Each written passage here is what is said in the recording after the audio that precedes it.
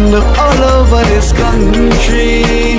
She is a beautiful Guyana will become the next Dubai, and we, the citizens of Guyana, are super excited to benefit from our homeland the same way the citizens of Dubai benefit from theirs. This is what life is like for citizens from the Emirate of Dubai. When you are born, your parents pay nothing.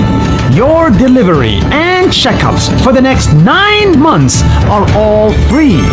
Then you grow up and you go to school. Local school in Dubai is free! And so are universities, because Dubai will pay for you to get a degree. I studied at Zayed University and New York University, both for free. Who's gonna pay for that? The government. Then you get married. If you can't afford the wedding, you get $20,000 to throw a wedding. And after marriage, every local Dubai family gets this: free land! Did you get free land? Yes. Did you get free land? Yes. Did you get free land? Sure, yes. And if you cannot afford the home, then you get a grant to build it for free. I also can't afford building a house. I can get a 0 interest loan on housing. Zero? 0. If you need to go to the hospitals are free. And if you need surgery that's not available here, they will fly you to another country to get treatment for free. When you become a senior citizen, you get discounts, many discounts. And if you live alone and can't afford it, Dubai will even send a caretaker to look after you for free. And when you die, well, in Dubai, that's also free.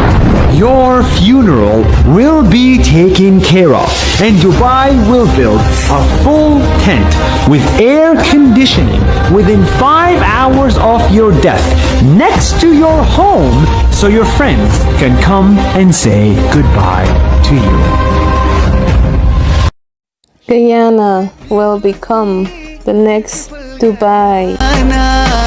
with wonderful people all over this country. She is a beautiful Guyana. Okay, so welcome viewers, listeners to another edition of Globespan 24/7, owned and operated by Mr. Nohar Singh, with our technical operator tonight, Mr. Devin Bissoon. We are discussing ethnic relations and national tragedies in Guyana. We will be focusing on the Wismar massacre and the son Chapman. Before we attempt to discuss those matters, there was another national tragedy in Guyana, an arson tragedy involving the death of 19 innocent children, school children, and injury to several others. Before I just came from a memorial service in Richmond Hill, Queens, where it was about to begin, and there were a significant crowd.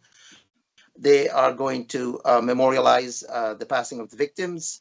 At present, there were several pundits, Mulvis, Christian priests, the Consul General of Guyana, and the ambassador to the United Nations. I would like to call on each of you to express your views about this arson in Mahdia, where 19 kids perished. First, I'll begin with the former Prime Minister. So first, let me introduce our guest for tonight. We have former Prime Minister, Mr. Hamilton Green, who served a very long time in Parliament. In fact, I think he was one of the longest serving member of Parliament.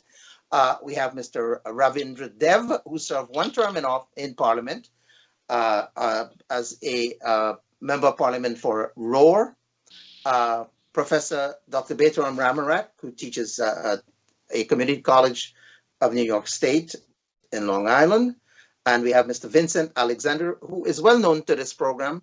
He is a commissioner on GCOM, Guyana Elections Commission. Gentlemen, welcome all. Thank you very much for joining us tonight. It's really an honor to have former Prime Minister Mr. Hamilton Green with us. I think this is my first experience with him on Zoom or on this program or any other program. Prime Minister, welcome. Welcome all of you guests. Prime Minister, do you have any views to express on what took place at Mahdia? It's tragic, sad, and a sorry situation. I remember Mahdia going there in the 50s and early 60s. A quiet community with beautiful water, streams. I remember Gasso, St. Francis, a man from the islands, who sort of controlled that community in those days. And I felt really pained that this should descend on Mahdia, normally a peaceful place, a place of love and affection. And I hope that we can do something to correct the hurt and to avoid it happening again. And my message to the family is be strong. My message to the people of this country, including the government, is that don't treat this as another incident, but look at the causes so where possible, we can put in place mechanisms to avoid a recurrence and avoid human tragedies which have stained this and other countries for generations. Dr. Amarak, any comments, reflections on Mahdia arson tragedy? Yeah, well, I would echo, the same sentiments. I have worked with kids all my life in an educational setting. So obviously this is a national tragedy, of great proportions, especially happening to the young kids, who by whatever, social or economic indicators you use, are people who are not privileged, but they live in a community that has all kinds of needs. But here you have a national tragedy, that has beset that community.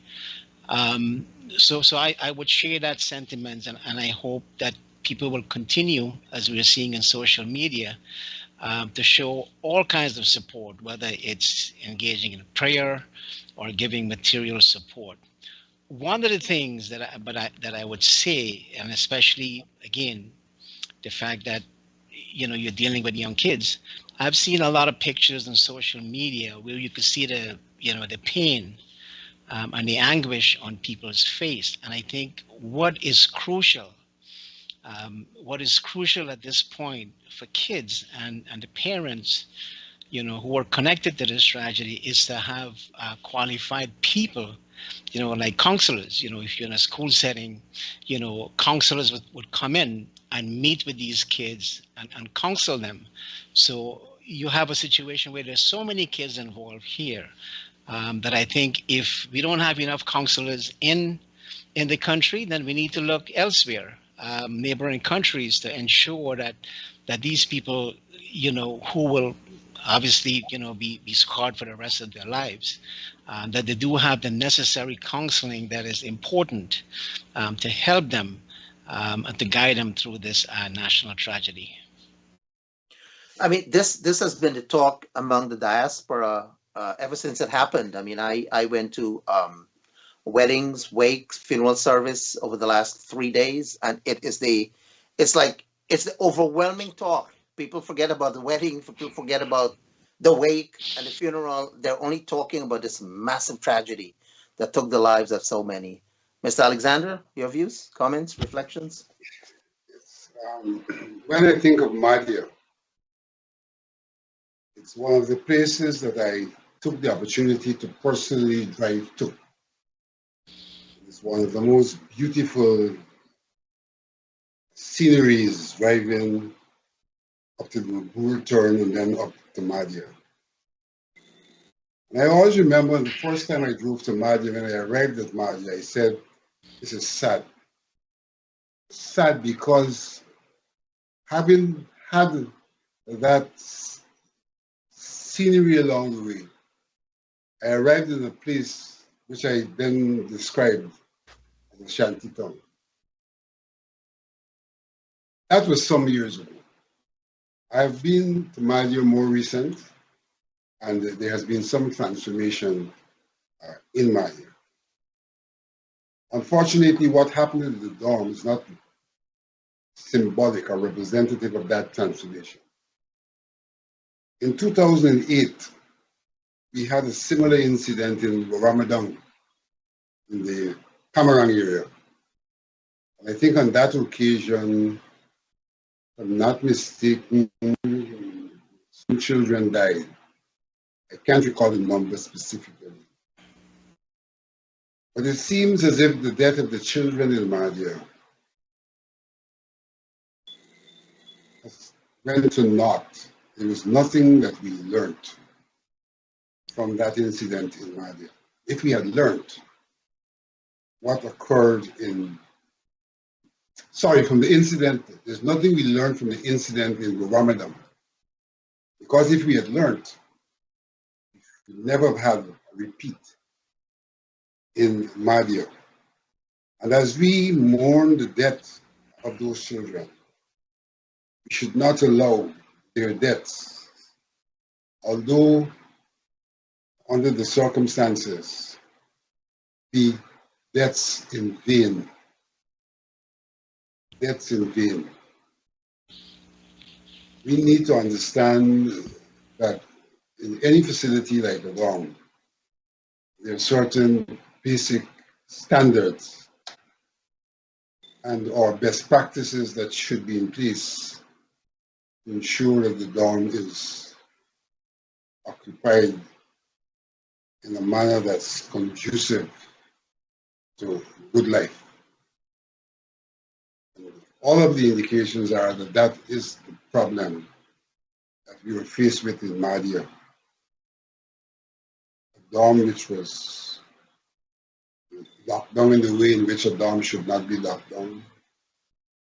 A dorm in which the house mother was not in sufficient proximity, apparently in another building. A dorm in which there were no alarms to alert people to a fire early in the day. These are lessons that have to be learned, or else those lives, which are invaluable, will be treated as valueless. But more than that, I want to identify what occurred in Mahdia with what seems to be the creeping ethos in our society. I feel that if we had an education system and a national ethos that emphasized humanity and civility and things like that, that the accused person may never have behaved in that way. The accused person may never have seen a resolution to her situation as lighting a fire for whatever reason in the dorm.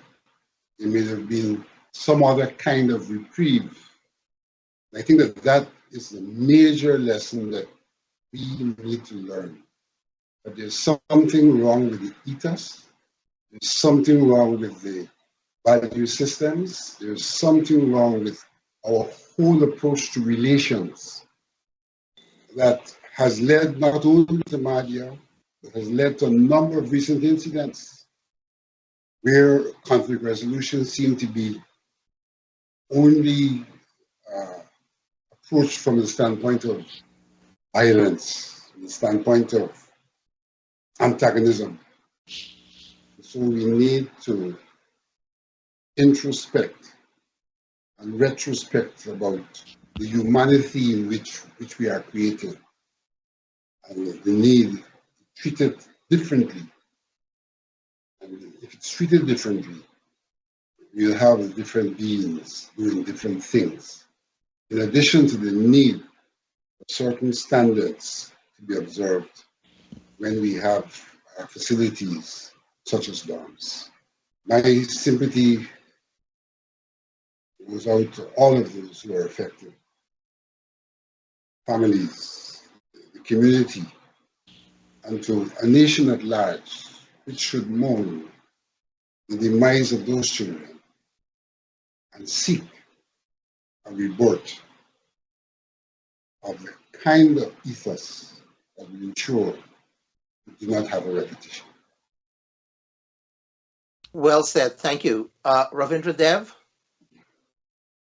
Well, I've been out of the country for the last 2 weeks. And in fact, I was in Texas. I'm right now in New York when the story broke late at night.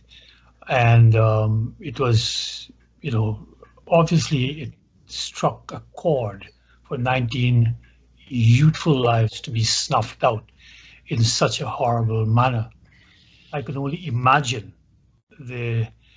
what must have happened within that building, which was in lockdown. They couldn't get out. The screams. One thinks of Dante's Inferno, to consume them. But these were youths. These were children. They didn't deserve to perish in such a hell. And I'll echo what you said, Vishnu, having moved from Texas back to New York on the way home late tonight. The diaspora has really rallied themselves to share the grief that is being felt with the family within Mahdia, but the Guyanese family. And I think that is heartening. It is heartening to see this national outpouring of concern for our own. And I think this is where, to echo the speakers who preceded me, we should take this as an opportunity. It's a tremendously sad occasion, but even more so because of that, we should not just let it go and fade into the night. We should use it as an opportunity to reflect and self-reflect at a whole number of levels. One of it is that the Amerindian community, we know, which are our first peoples, have historically been relegated to live in this interior where they are the poorest of the poor. It doesn't matter what method of evaluation, they always come out at the bottom of whatever ladder you want to choose. So that in itself had to have played a role, and we have to eke out those connections as to what poverty, extreme poverty, might be doing to these children. The second one is one of isolation, where these communities, these are villages in the Pacorimas and in the other mountainous areas, and that in itself leads to a kind of anomie, a looseness in terms of the social bonds where these villages are scattered. So they were brought into these dorms and might have come from different villages, different perspectives, different worldviews even though they come from the same area. And we must be sympathetic to some of those dynamics that operated. So for instance, we talk of a multicultural nation. Well, here is the Amerindian cultural expression being institutionalized in a way that is very coast-oriented, that these girls may behave in a fashion that is deemed to be not proper. So those bars were put up there to keep out boys and from them to going out to boys, because I heard just a couple of weeks before, some of them went out and they were reprimanded. And there's one particular child also committed another transgression and her phone was seized. There's the information we're getting of an individual who is exploiting them, the male figure that was involved with this poor child that she was reprimanded for speaking to. And we have to see that the Amerindian community as a whole is exploited by the rest of us coastlanders when we go into these communities. That's a given.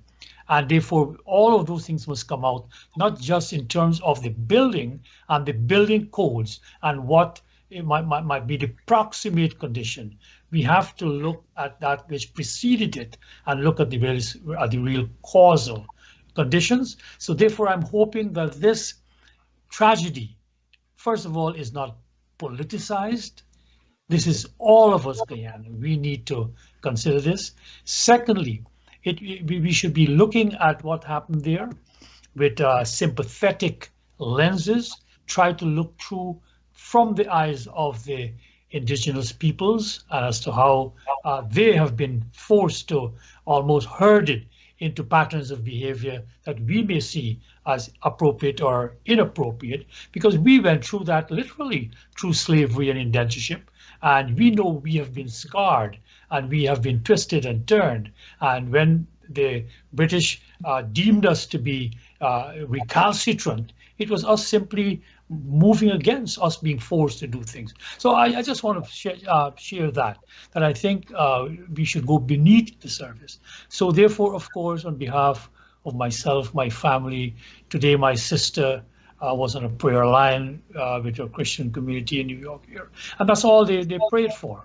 So I would like to join in those prayers from a Hindu perspective to ask the divine to give our leaders wisdom that we may not have to come up with proposals that we may not have a recurrence again. Thank you. Any other points before we move on to our next subject, Prime Minister? No, I just want to make crystal clear that I agree on this program to discuss the matters you told me about, our son Chapman and the conditions that existed in the Wismar community in the 60s. And may I add something that we seem to be forgetting, the atrocity that happened as a result of a deliberate arson on the Arthur Abraham family, where he and 7 of his children perished on the 6th of June in 1964. All right, we will talk. We will talk about that. I just want to finish this this Mahdia tragedy before we move on. Anything else on that? No, I think we can move on. Mr. Alexander, anything else? No, I associate myself with the sentiments of my colleagues as well on this matter. Dr. Ramarak? Sad moment. Well, I mean, you know, there was a major fire, I believe, in 1911 in New York, which actually took place in a garment industry. Yes. I think it was called a Triangular Shirtwaist Factory. They made clothing. And I think in that building, you know, there were a lot of things that would be considered highly illegal today. I mean, I don't know all the details about what happened in Mahdia, but in this situation, we know there were no fire escape. You know, there were no fire extinguisher. The doors were locked to keep out people from coming in. But my point is that incident was the landmark for creating a number of changes. So buildings were retrofitted with things like, you know, water sprinklers and so on. I know we're not at that level in terms of technology, but I hope that, you know, when you look at all the circumstances here, from the people who were in charge of the building, the way the building was administered and so on, and I think once the grieving process is over, and the mourning, of course, we have to look at this as a turning point and come up with some kind of master plan that would make these things difficult from happening, whether, you know, it involves the Amerindian community, the people, you know, the indigenous community, or people in the coastal area. Okay, so one final point on that: the diaspora has been involved in several memorial services, prayer services. Yesterday there was one, today there is one, and others are planned for Friday, Saturday, and Sunday in the Richmond Hill area. I'm not aware of others being planned elsewhere, but I'm sure there would be in other societies as well, because I know people in the UK are talking about it as well. People in Canada are talking about it as well. It has been dominating news internationally, globally. So, gentlemen, I would like to move on now to 2 other tragedies. One of which anniversary is this coming the 26th. So I'd like to open up discussion on that one, if we may speak about the so-called Wismar massacre, and if we could have a definition of it from Dr. Bertram Ramarak, who has been studying or researching the Wismar massacre, and then we'll hear from former Prime Minister Hamilton Green, Vincent Alexander, and Ravi Dev. Well, I think the word, massacre has been used by Chedi Jagan in his book. And I think what he had in mind is not necessarily the number of people. Again, we're talking about Wismar. Not just the number of people who were killed, but in total, the number of people who were uprooted and the nature of the tragedy. Obviously, Son Chapman and Wismar are you can't separate the two, even though there are different circumstances that led one to happen and the other to happen. We know one was examined through a commission of inquiry, and another, examination was done through a coroner's inquest. But to come back to the question that you raised, I do want to share this information with those who would be looking at this program here. History is important. There was a famous Haitian anthropologist, Michel Trulou, who wrote a book called Silencing the Past, whereby he makes the argument that history defines all of us. And we have to play that role in defining that history, because everybody has some kind of experience which is connected to their reality, their truth, so to speak. So when we talk about, or at least when I talk about Wismar, and I want to make this very clear, when I make the argument that we need to look at what happened in Wismar, and that need to be something to look at in a similar way we look at Son Chapman today, I am not arguing, that we should be looking at retribution in the sense that, well, something happened to a set of people and we need to react to punish those people. Secondly, I'm not making the argument that one set of people is morally righteous. And I think the third thing, which is important to understand here, is that I am not making the argument that some people are attached to this whole notion of victimhood. My sense and my reading of Wismar is to suggest that this should be a point of reconciliation. But more importantly, I think Wismar 64, we're coming up, this is the 59th anniversary of Wismar and Son Chapman, is that this is a story. It doesn't matter who you look at, who has been alive at that time, who has written about it. This is a story that has been neglected, and to me, it has been silent. So one of the things that I believe that we ought to do, at least I am doing, and from the number of people I have interviewed, is that we need to unsilence the past, to give those victims a voice. And I think that is how I look at Wismar. Now, I'm not saying one tragedy is greater than the other. You don't need to get into that kind of blame game and say, well, you're crazy, we're not. That's not the point of this. But to summarize what I'm saying is that this story about Wismar has been so silenced. Even the victims, one of the person who I interviewed, who was the first family to have been bludgeoned with the Walaba post, they may be showing the video. He made a comment which I think summarized this whole situation with Wismar, which is that it seems as if God has forgotten about us. And I think there's a lot to go around. And so I am going to end with this. We can talk about Wismar. I am going to end with by throwing out a challenge to all of folks who are looking at this program, and especially to all our guests here today, is that we need to look at Wismar in a similar way that we look at Son Chapman. There is a memorial dedicated to Son Chapman, but anywhere you look, there is nothing that is dedicated to the victims, and many of them who are still alive among us today. There was no memory about what has happened to them. So that part of history, to me, has been silenced, and there's plenty of blame to go around. And I think my interest in this is to ensure that those voices are unsilenced and it becomes part of our history, because that to me is part of being truthful and engaging in reconciliation. So just for clarification on a timeline, the Wismar massacre happened first, followed by the son Chapman sometime later.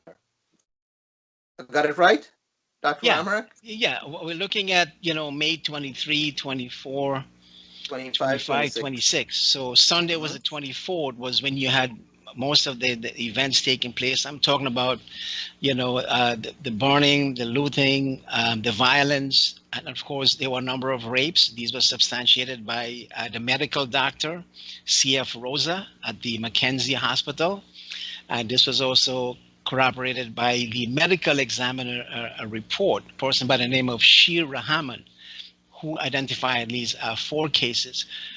But all of this information is not hearsay. It is coming directly from the COI. So June 6th was when you had the explosion on the son Chapman. And before the reports... July 6th. I'm sorry, July 6th. Before the... July 6th. Was it 6 or 7? 6. I got, all the books say 6, but maybe Prime Minister was there. I have 6 in my head. Yeah. So the point I'm making about this is, before the reports actually reach to the police, 5 other Indians were killed because they were blamed. And these were people who were basically invited by Denver, the mining company, saying that, things are safe, you can come back, and you can work. So you have a second spate of events that took place. So these 2 events are certainly connected. Okay, so Mr. Hamilton Green? Well, let me repeat what I attempted to say a moment ago. I'm on this program primarily so that what we say, the things we say are accurate, historically accurate. And second, perhaps most important, it should serve to ease the pain that this country is still feeling. We want to heal, not to hurt this nation.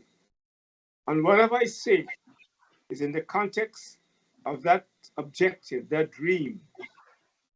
Because I've heard emotional terms used about Wismar and other places. I was an activist in the country.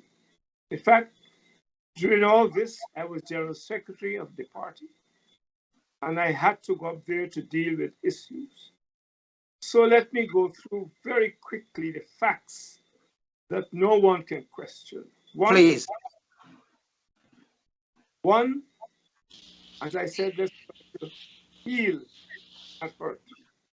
One, what happened at Wismar Christian work in the first instance was a consequence of a situation that had developed in parts of West Coast Beast and particularly in the Marconi area. The majority of bauxite workers were Afro-Guyanese who emerged from those communities. And I think what sparked the hostility was a remark made by near the river at Wismar when they fished out a young Afro-Guyanese with his parts dismembered, wrapped in barbed wire out of the Marconi Creek. I think it was part of the Halley family. That ignited very horrible conditions. One person was killed when he got into an argument, and people were beaten. The Irish car was used to bring people to Georgetown to safety. Many of us went into the community and sought to bring peace.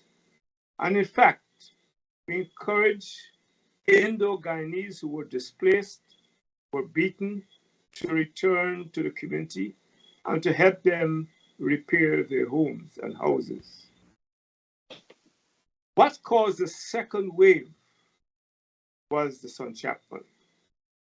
There's an extensive inquiry into son Chapman, which I don't think we have time to go into, but it's clearly the work of some set of persons in an environment where there was tension and hostility. The report, corroborated by all the evidence, was that a gentleman, I think his name was Gobind Singh, better known as Taliban, had boarded the son Chapman, owned by Yakub Chapman, a supporter of the PNC, at the Sussex Street Wharf, and loaded 2 bags of paddy, but never traveled. The engine blew up as they approached Horodaya, and 47 lives were lost. I was up there when the anger erupted and caused a second wave of violence. 5 Indo-Guyanese were killed. So in all, 6 Indo-Guyanese were killed in that process. There were 47 Afro-Guyanese who were killed as a result of the Son Chapman explosion. Evidence is available. He went to a certain place shortly after he placed the paddy in the launch. The reporters there were all to scrutinize. And what I seek to do today is to avoid the mayhem and the madness that occurred during those days. In the midst of the Cold War, one must not ignore this aspect of what took place at Wismar Christianburg. And we must turn away, trying to avoid these things happening again. When the program was about to start or started, I mentioned another tragedy of equal significance. When Arthur Alexander Abraham, a well-established permanent secretary, considered what we might call a local white, was permanent secretary to the Premier's office, Dr. Jagan's office. He was suspected or accused of passing information on to Peter de Geer, Portuguese, that same grouping, and for some reason, and the records are there, the report is that he was transferred on promotion from being permanent secretary of the Premier's office to permanent secretary of the Ministry of Works. His home was obliquely opposite the Breakdown Cathedral. And on the fateful morning of 6th of June, his house was set on fire. His wife and daughter Anne escaped. He and 7 children perished in that fire. I mention these things to say that we must put an end to this nonsense. And my friend mentioned it a moment ago. So treating one set of folks as angels and another set as devils. Guyana, in the 60s, we were at war. And they have a strange statement, all is fair in love and war. What we need to do today, with these tremendous natural resources that the Creator has given us, is to avoid those mistakes and identify the fly in the ointment that created conditions that pitted Afro-Guyanese against Indo-Guyanese generally and others. Where, as we look at the other sectors today, we see these things happening, and I use this opportunity to make a plea through this media. Our leaders on both sides of the divide put an end to this retooling of history and to sit down around the proverbial round table, like knights of the round table, sit down so what the tremendous resources we have, we can bequeath to succeeding generations a country that is prosperous, peaceful, and powerful. Look at the figures, my friends. Guyana per capita is by far the richest country in the world. I repeat that. Per capita, we are the richest country in the world. So why should there be suffering? Why should children go to school without proper meals? And as Lincoln Lewis said in his letter a few days ago, why should people be suffering? You know why? The old master has come back in charge, and we, like the underlings, unable to sit and talk, are the victims of divide and rule, the victims that cause what we call the Wismar incidents and the son Chapman atrocity and the Arthur Abraham condition. The other thing that triggered Wismar was a young man with relatives at Bauxite Company ventured into Metamezog, and he was greeted and assailed and killed by bombs. This happened on the other hand. Indo-Guyanese ventured into a traditional African village and were killed. It was a period of madness, and let us avoid it happening. As I said, I don't have to read anything. I was General Secretary of the party from 1962, and I had to save some of those people. A young man by the name of Trevor Bacchus came to me at Congress Place in tears. His mother Indo-Guyanese, his father Afro-Guyanese. He tells me during those horrible days, he went to his mother's village and they chased him because he had African blood. He went to his African father's village. They chased him because he had Indian blood. We kept him, fed him, clothed him for months at Congress Place. This must not happen again. That is my initial salvo, and I am available to relate the truth of those two incidents and actually what happened after the first difficulty in the Wismar-Christiansburg area. We went up. If I may interrupt you, we will come back to you. Let's hear from Mr. Alexander Ravidev, and we'll come back to you. Is that all right, Mr. Alexander?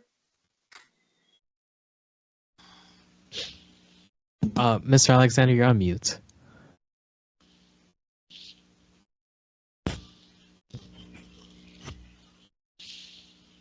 Basically, he's not on.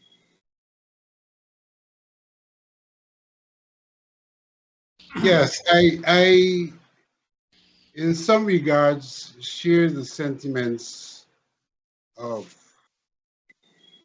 my colleague Rambarak. We ought to be able to come to terms with our realities.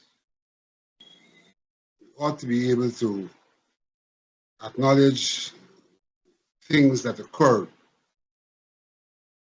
We ought to be able to have the occurrences properly documented in our history.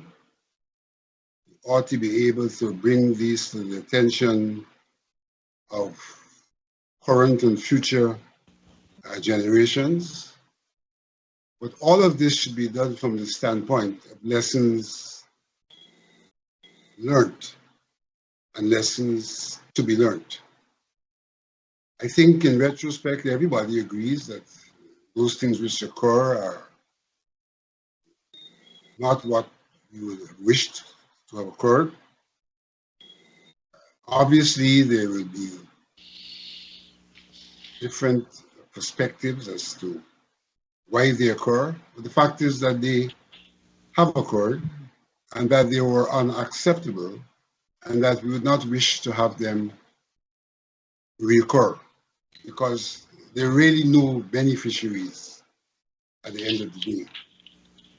And so whilst on one hand I embrace the perspective of Veteran in this matter, I also embrace the perspective of EUC Guyana when he spoke about no guilty race. And in some regards, I think that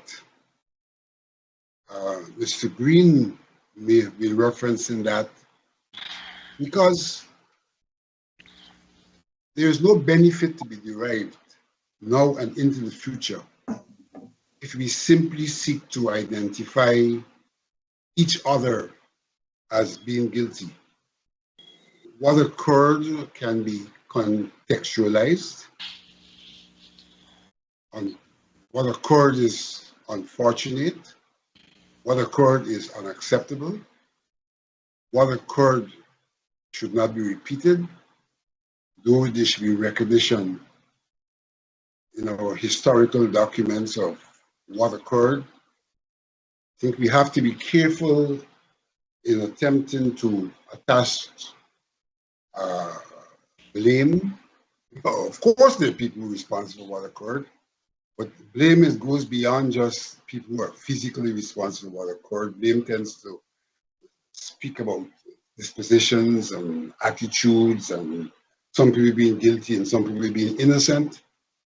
I think we ought to avoid that, though I also feel that going forward, that the country needs a moment of reconciliation, truth and reconciliation, where we accept occurrences, we accept responsibility for those occurrences, and we commit to ensuring that we don't have repetition of those occurrences in recognition of the fact that we live in one place, and in that one place we ought to be able to coexist at minimum, and that to look back to the past in a manner of victimhood, etc., does not aid us in the future in the process of coexistence.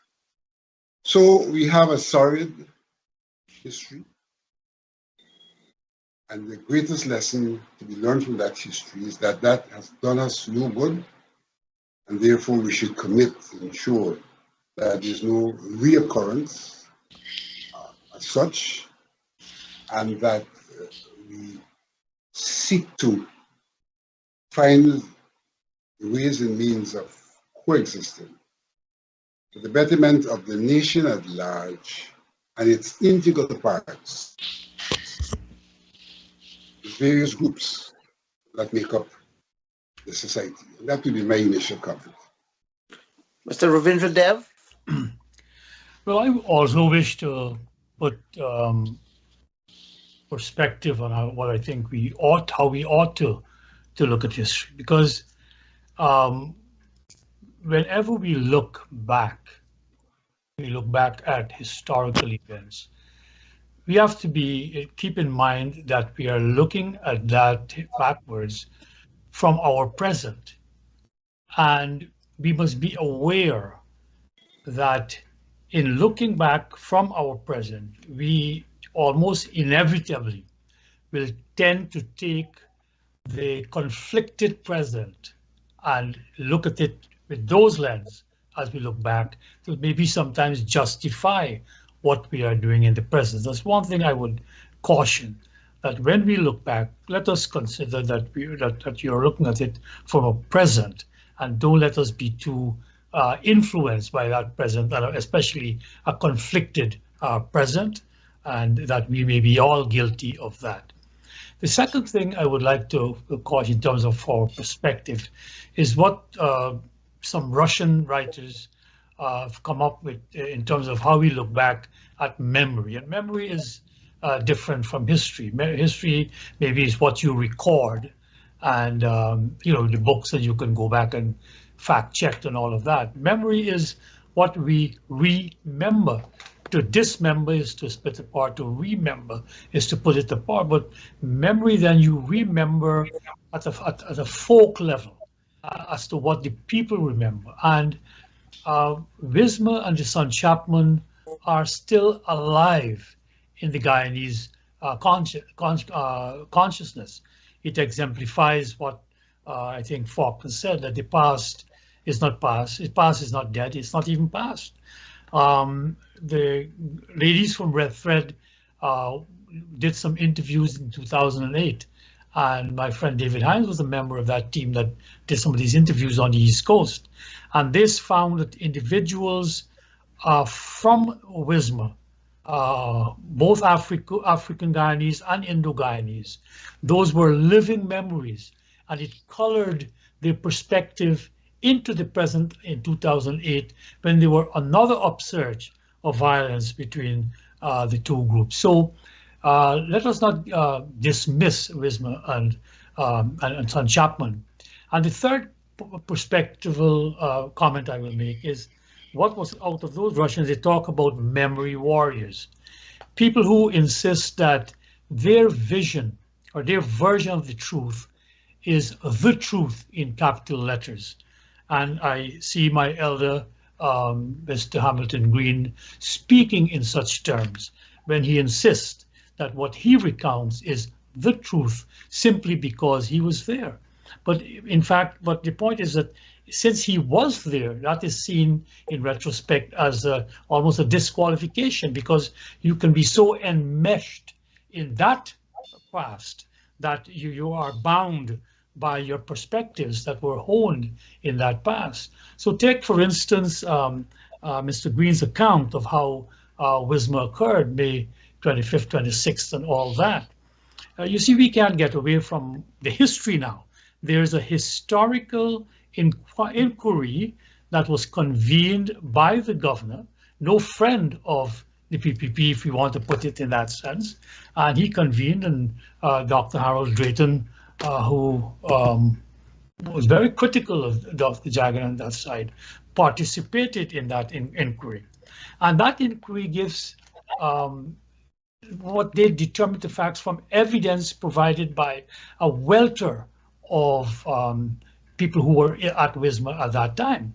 So basically, we hear about the Seeleys, the elderly couple being killed aback of Buxton on the 21st, discovered the 22nd of May, and that led to this because a lot of individuals came from East Coast also. Of course, they're from Region 5 also. But the point is, in Wismar at that juncture, coming back to what the inquiry found, that as early as, and I'll go to my notes here, as early as the 20th, the house of Pandit Ramlakan was bombed. So in Wismar, as early as the 20th, before any coastal events happened to trigger it, Wismar was astir. A strike was called on the 21st. There was evidence that the PNC's MP, Mr. Robert Jordan, was seen in instigating individuals that we got to do something about what happened to the Seeleys and all of that. So we cannot ignore that. I think, and I'll conclude here, that what we ought to do is that when we look back, recognizing we are looking back from a present, we must keep an eye on the future. What is it that we want for Guyana?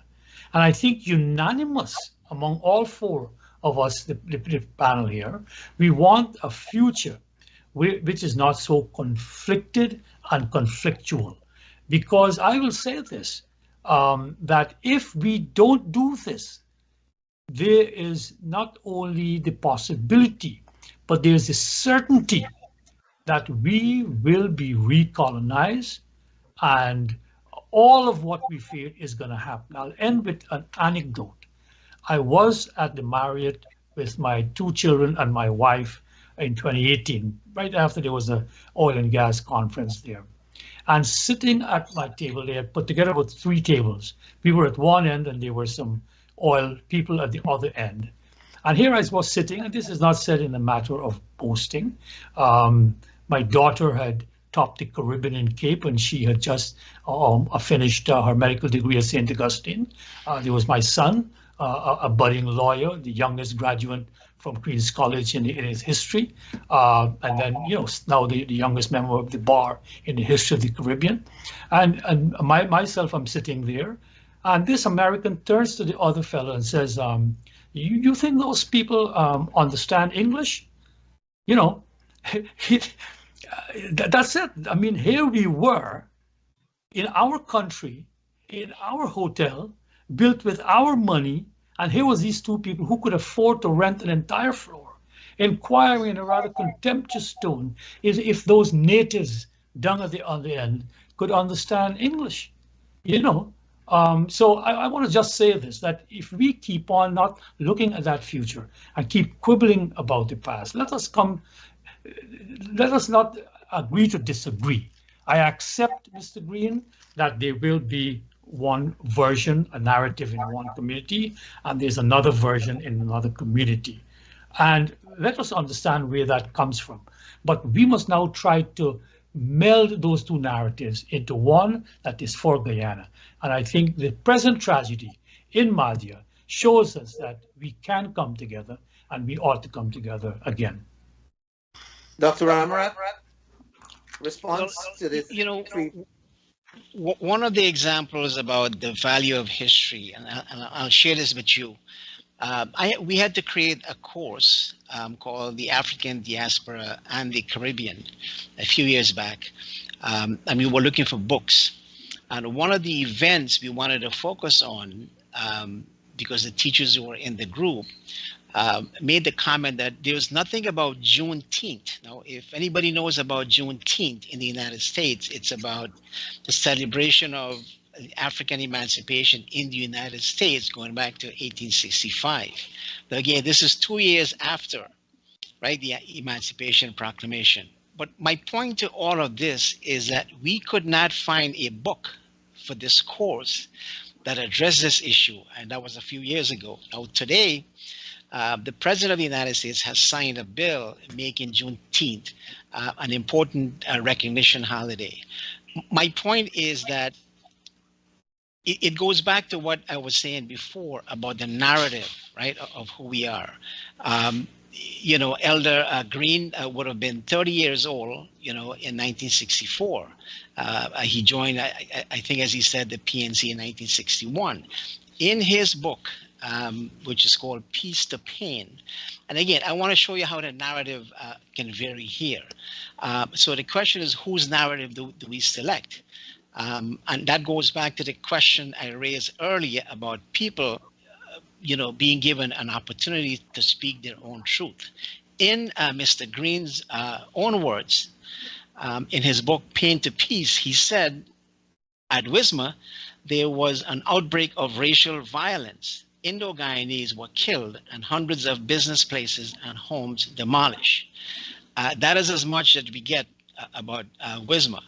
Now, granted, Mr. Green is an elder, and he, as he said, he was in part of the PNC. So the historical memory of those events and other events obviously would have been etched in his mind. But I want to come back to this question of narrative. I happened to pick up a big fat book written by Harold Drayton, An Accidental Life. And Drayton was actually one of the 4 commissioners, speaking about historical facts here. I'm not making things up. I'm going back to what he said. And this is how the narrative differ. He said in his own words, and he's taking that quote out from the commission of which he was a member, that this attack was not spontaneous. It was never spontaneous. The fact remains, and again, I'm not claiming victimhood, and I'm not saying this version of what happened in Wismar is superior and it ought to be given higher prominence. I do agree that we need to look at all of our historical experience, and that has to become part of our narrative. But we can't deny the fact that there are people alive today, whose voices, and this is the question that comes up in my mind. Why is it so difficult for people to talk about Wismar? You pick up the newspaper, in the Chronicle, you see a picture of, David Granger, a historian. He's laying a wreath at the foot of, where the son Chapman happened. There is a memorial. Every year they do celebrate in Wismar. There is a place called the Valley of Tears. As the mining community began to expand, let's say from the 1925 to 1960, people began to move from as far away as Blackbush, Paula, Letterkenny from Borbice. And this big area became a very thriving community. There was a cinema, Crescent Cinema, there was the Royal Bank of Canada. So by the time you get into the 1960s, it was a vibrant community. An entire community of people was uprooted.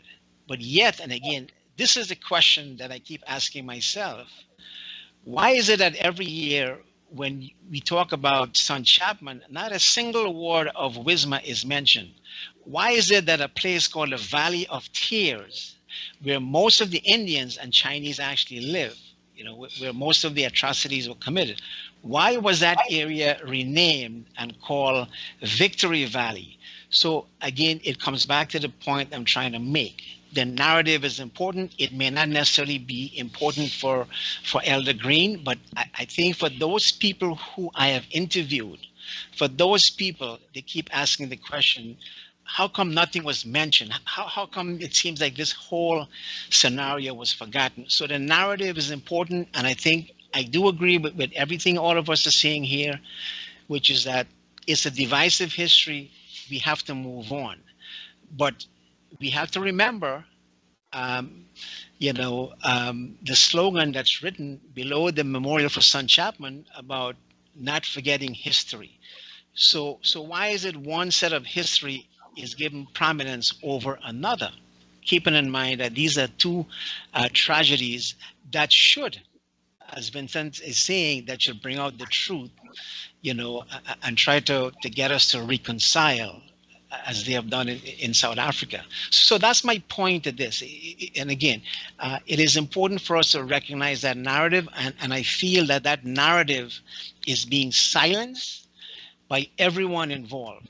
I can give you one example, one perfect example of this. And again, I'm not allocating blame. Janet Jagan, who was a Home Affairs Minister, was in a presentation in New York, and there was a person who was in the audience. It was primarily an Indian audience. Keep in mind, Janet Jagan is a person who, I believe in a conversation she had with David Debeden, she's very much connected and understands her own history as a Jewish person. The question was raised about, what do we do about the victims of Wismar? And the response from her was that, well, that's a tragic event that needs to be forgotten. Again, that's just one event that I'm talking about.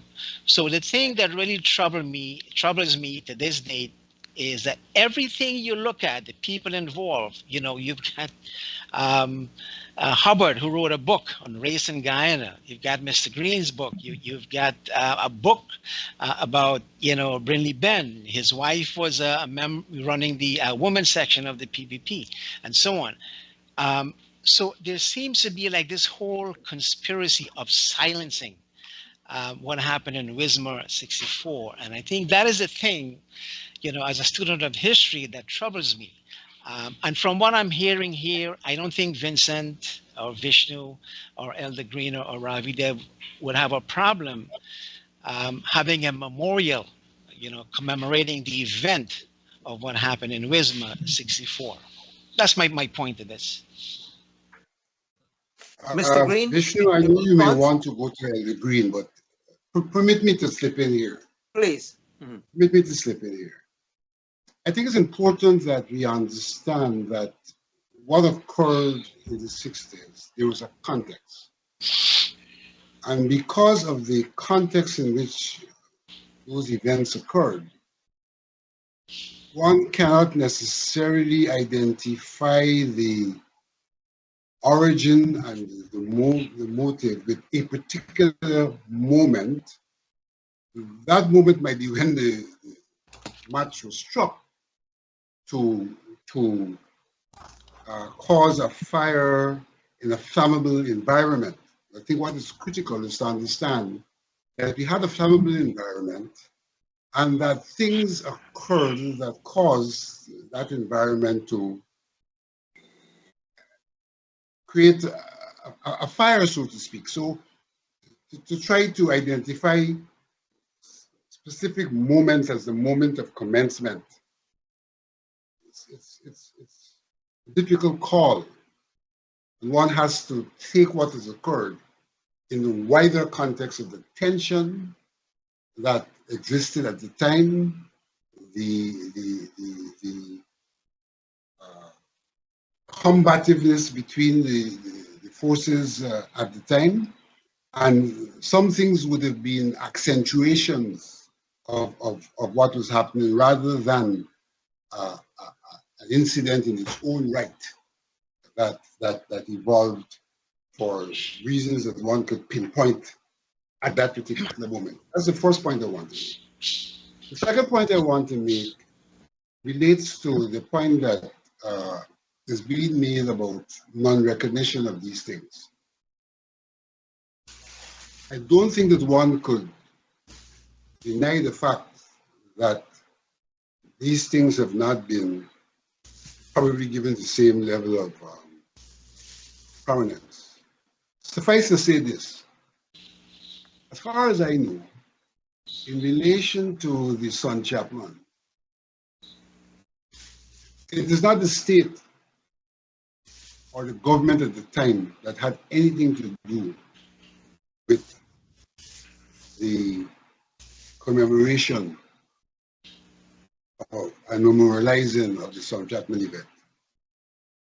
That had its origin in the community.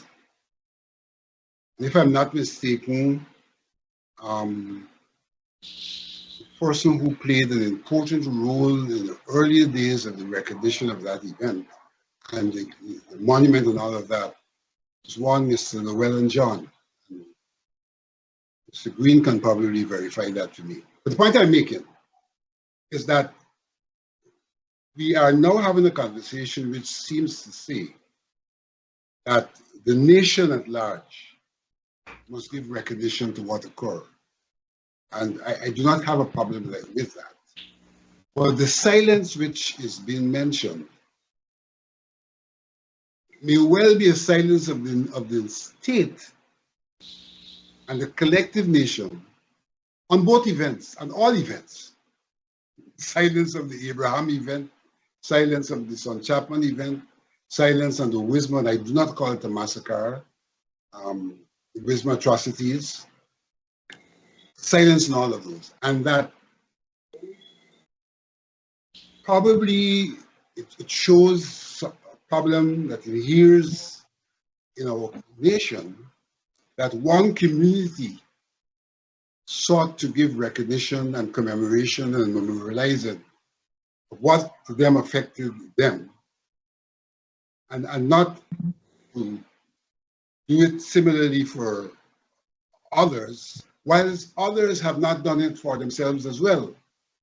So I think that the call can be related to what has occurred in terms of the events of memorializing, but it has to be related to a national consciousness, and a national recognition, and a national mutuality that we see in the circumstance of a matter like the Enmore martyrs. We know that the Enmore martyrs, the monument and those things occurred started under PNC government, but it is not a matter of the government per se, it's a matter of the state and the nation. And that the call you're making has got to be equally a matter of the state and the nation, without a diminution of what the community has done in an instance like the son Chapman matter, because there are other things For example, I could cite instances where I think that the African Guyanese community in the state has failed to give recognition and to commemorate things which have affected African Guyanese. Whilst there are other incidents like what occurred with the toll station in quarantine and the ballot box matters, commemorated by not the state again, but by a particular community. So we tend to have this community commemoration, and we have not gotten to the point where, through a process of truth, a process of reconciliation, that we come to recognize that those events were events that need to be memorialized in some way, benefit of today and tomorrow, so that we do not repeat those things, and we accept that those things which occurred should never have occurred, not forgetting the context in which they occurred, and they cannot be viewed as isolated incidents. Mr. Green? Vincent is right. The important point I would have made in response to my friend is that the monument related to son Chapman was neither a state nor a party activity. It was pushed by the owner of the launch, Norman Jacob Chapman. He mobilized funds, identified the spot, and got support from the people like Llewellyn John and other individuals. Had nothing to do with the party at the time, nor the government. In a letter which I hope will be published again next week, I said that there should be some plaque to remember the Abraham family in Hatfield Street. There again, the state has done nothing about it. And there is the experience, so that it is easy to talk about why not Wismar and the son Chapman. These were not government initiatives. And in fact, one has to take into context the environment at the time. Enmore Martyrs was very significant. It was a struggle against the plantocracy. And the monument was initiated by Burnham, who felt that that should be put in record the children and their children of what occurred at Enmore at that time. So it's not a question of X or Y, it's a question of the circumstances under which these incidents occurred and who would like to remember them. So I think we can put that to rest. If anybody wants to put a plaque at Wismar, I don't think anybody will object. If anyone put a plaque for the people at Tain, Ishmael family who were murdered and raped by persons whose name I can't call now. Incidents along the East Coast corridor, there were marginal lines. What many people are attempting to do is to remember those incidents and to do such things as to avoid recurrence and to learn from the unhappy periods of our history.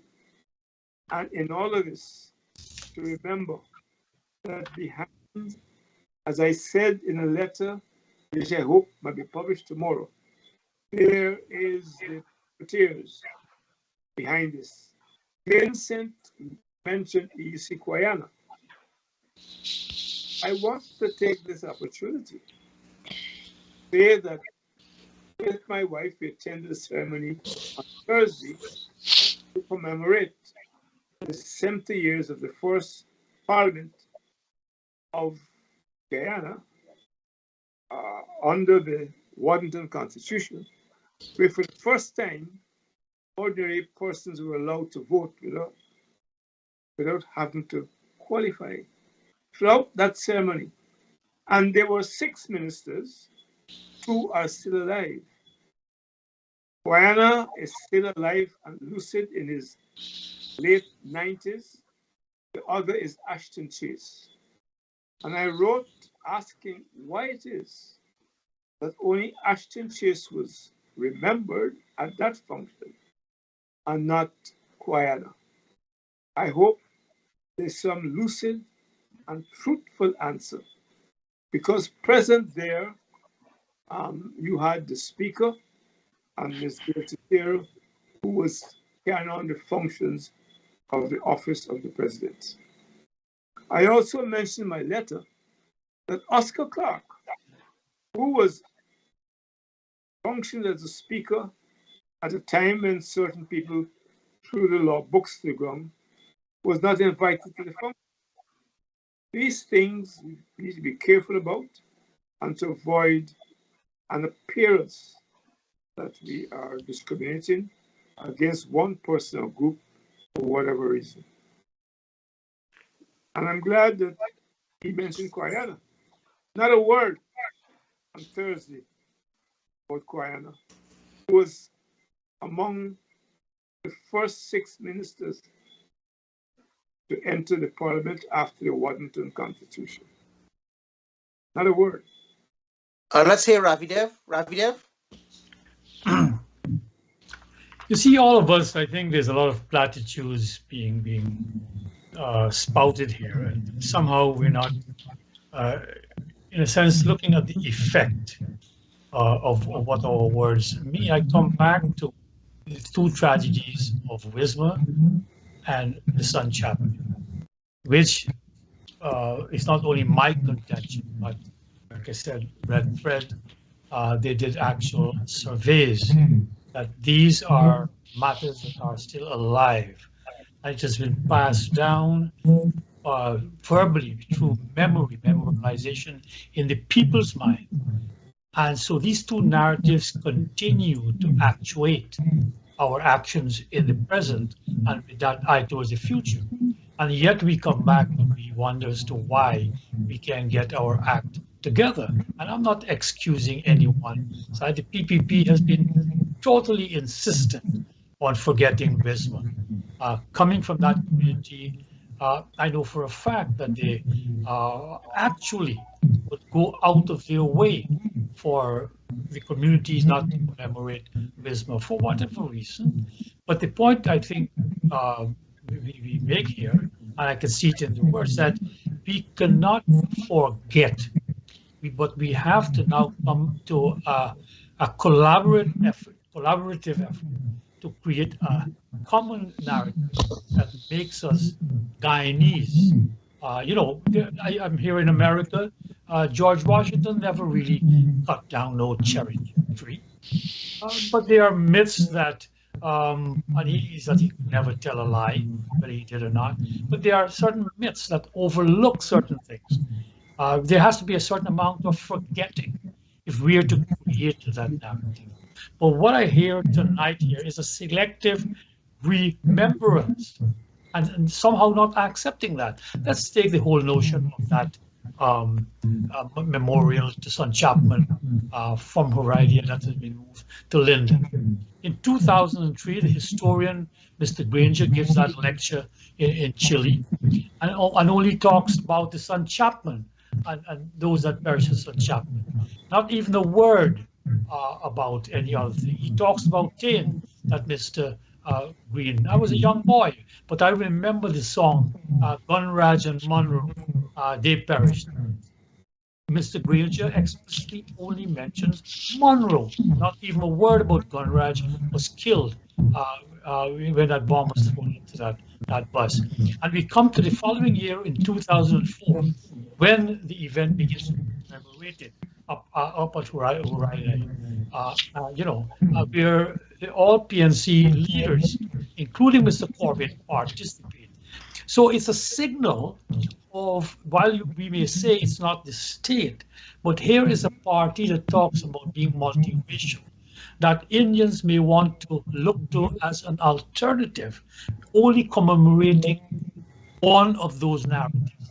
It doesn't build, and then one asks, well, how come you're not getting more votes? The PPP, for whatever reason, like I said, don't even bother with Wismar. They have silenced Wismar as far as they're concerned. And I hope in that thick tone that Drayton took them to task for that, he was on the commission. So coming back to the actual memorial that was moved to Linden and given a home, the state gave them that home in 2016. State money was spent on that. So when at the bottom of that memorial, we look at the words that those who forget the lessons of history do so at their own peril. It's a rather ironic statement to be looking at, because you're forgetting the history of Wismar, of Linden. Linden includes Wismar. How can one talk about the history of Linden and exclude? I think it was badly worded, the Wismar massacre. I've always called it a pogrom, which is a directed attack on a particular community to remove it. And that's exactly what happened. You're talking of an entire community. So at that time, there wasn't the word ethnic cleansing or the phrase ethnic cleansing. Nowadays, it would have been called the Wismar ethnic cleansing. But the bottom line is it was a very traumatic event which lives on in the minds and the hearts of a section of Guyana. And a party that purports to want to represent Guyana cannot just ignore it and blithely say, well, it was driven by the community. Leaders are supposed to lead. Leaders are supposed to lead and to give credence to that wider vision that is more inclusive. So I would like to say that coming back to the Wismar, there was one event that I can personally talk about. I grew up in Iflat, and much of the early violence occurred in Iflat. In Iflat, Kashmir. It was a very mixed, a lot of Indians that lived there. So as a boy, I remember that what is my present great-grandfather-in-law house, Mr. Puran's house, was burned. The Mahdia shop was burned. An Indian man selling bhusi, which is, the husk from rice and so on, in the village was killed. So these are things that the people of Iflat remember. Right now, I'm doing a history of my village. And when I talk to these individuals, even the youths remember it. So we cannot sweep this onto the road. So coming back to that history, in my street, oblique to me, was the home of the Mitchells, right? Robert Mitchell became colonel of the GDF, commandant of the GDF, I think. He comes from my street. His younger brother, Georgie, and I were good friends. And Georgie, after all of it settled down and I was now a teenager, told me, the PNC had gathered youths from Iflat. And in Linden, he met other youths who went there. So they, in a sense, didn't have the compunction not to do some of the things that were done in Wismar. So when the commission talked about those events being planned and definitely so, and executed, racially directed, we can't just gloss it over. It was there because it's in the memories of people. Because people did it, people did it, and we got to acknowledge it. And as I think Beto might have alluded to, I know Vincent, we have talked about this. It has to be not retributive justice, but restorative justice, to give justice to those people who have been hurt and killed and wronged. So coming back to Iflat, there was an old man who had a farm. His name was Gardner. And Gardner is returning to Iflat in his cart, donkey cart, and he is killed somewhere in Zim. Right? I remember that. So yes, on both sides. So we have to acknowledge, not gloss over it in trying to go forward, because if we try to go forward without the acknowledgement of the hurts, it's going to burst. It's like Langston, you said, it's going to burst like a sword, and that's rather nasty. Okay, so gentlemen, we only have a few minutes left. I wonder if you could just take a minute each and give your final comments. So go Vincent Alexander, Hamilton Green, Bertrand Ramarak. My view on all of this is that there has to be collective action and collective responsibility. If one looks at this nature in which society has been fractured, then one could see things that are being talked about in reflection of the fractured society and what my friend call a bicommunal society. So I think that one has to look towards collective responsibility and collective action, which may well have its burden in some form of truth and reconciliation. And against that background, I become a little bothered sometimes when it seems to be that the burden is placed on one set of people rather than the collective at large. I feel slightly that way about how things have evolved in terms of Wismar has not been what some Chapman has been. Why haven't the people in Wismar also recognized the Wismar massacre, as if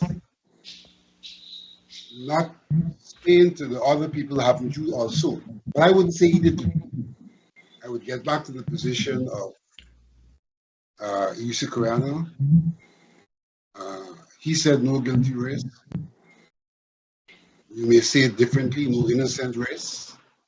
At the end of the day, what is required is a collective consciousness, a collective response against the background of a society which was and is factual, but a society where from time to time we articulate the need for oneness, and that need can only come through truth, almost in its absolute sense, and reconciliation as a means of bringing us together.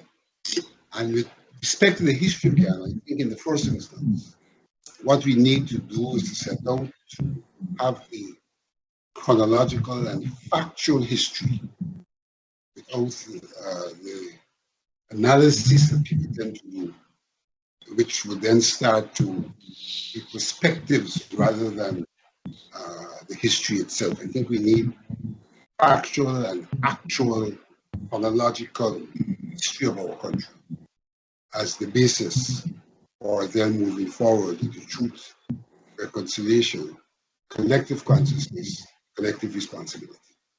On that point, I was at a conference in Fiji Islands last week, and on the 15th of May, which was celebrated as Indian Arrival Day there, a national holiday, the first in that country, the Prime Minister came out and made a public apology to the Indian community for the coups he carried out. The head of the Christian church also came out and apologized to the Indian community for the violence perpetrated on the community.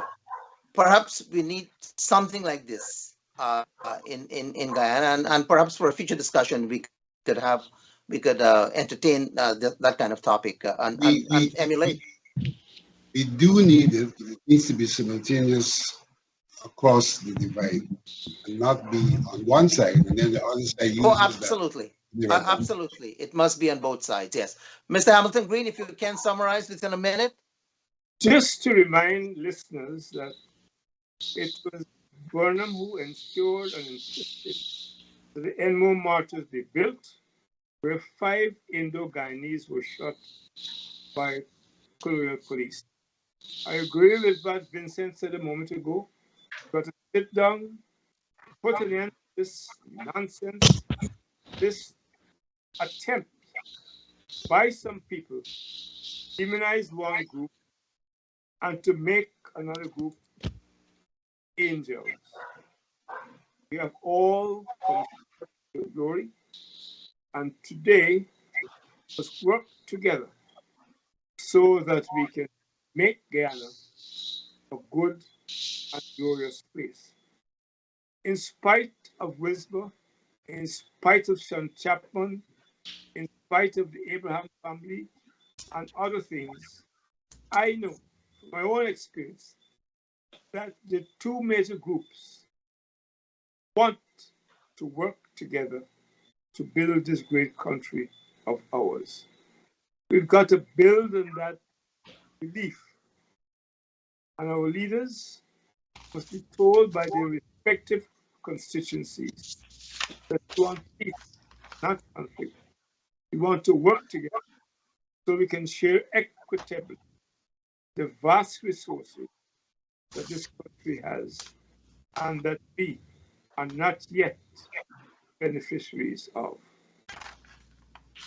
Thank you. Beto Amramrep, Ravidev? Well, I want to go back quickly to a point that was raised before, which is the troubling question about, why is it that the PPP is not even doing anything about this? The fact remains that there are no independent Indian organization in Guyana. But one of the person who was a diehard PPP, Ashton Chase, whose name came up, I think he gives us a clue into this question as to why, Janet Jagan would make a statement like, well, forget about Wismar, or why, for instance, the PPP refused to put Indian in front of Indian Arrival Day.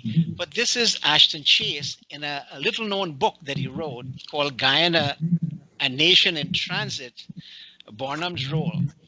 So he's talking about the ICJ report, and this gives us a clue into the thinking of the PPP to help us to understand.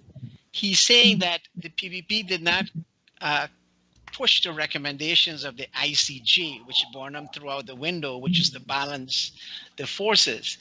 But Ashton Chase is making the point that the PPP did not want to be stigmatized as an Indian, quote unquote, as an Indian party.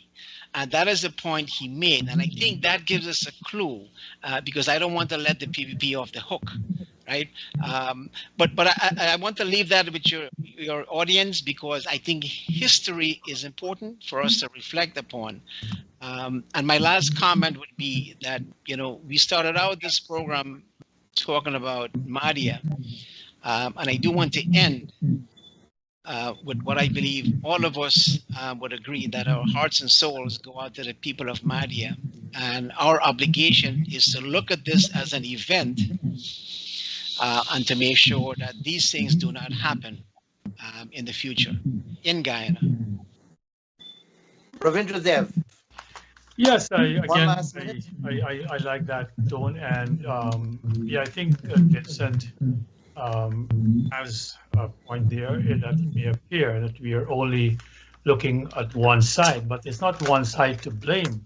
Yeah, it is one side because the other side, represented by the PPP, and let's face it, in Guyana, no matter how you twist it and turn it, it all comes back to politics, and the PPP has refused to acknowledge the salience of race, and anything that has to do with race, it avoids it, with a 10-foot pole.